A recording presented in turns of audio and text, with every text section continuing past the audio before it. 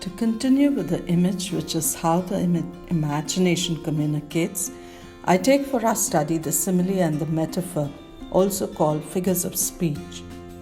The simile compares two things with connectors such as like, as, equal to, or compares. Shakespeare's Sonnet 18 opens with the line, "Shall I compare thee to a summer's day?" Take the line from Robert Burns' poem that we already read in the previous video. It says, "My love is like a red, red rose." This figure of speech, the simile, is used in common expressions. And we find expressions like brave as a lion, black as coal or midnight, white as snow. This simile is quite easy to identify. The other image we take up for study is the metaphor. It identifies one image with the other. A heart of gold, a creepy feeling, a lion-hearted man are used in common parlance. There is a direct identification of one image with the other. The use of simile in Robert Burns' poem was seen. How about the same image of the rose used as a metaphor?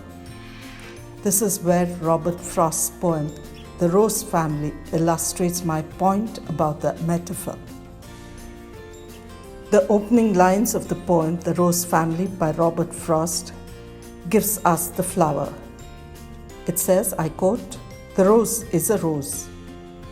And the next few lines gives the scientific facts behind the rose.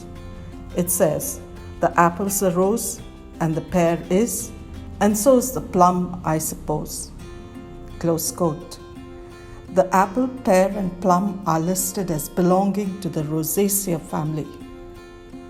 In the last two lines, the speaker slips into a metaphor where he states, "You, of course, are a rose, but were always a rose."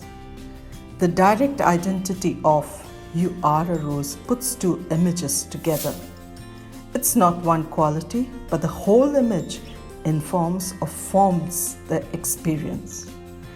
That is the difference between a simile and a metaphor.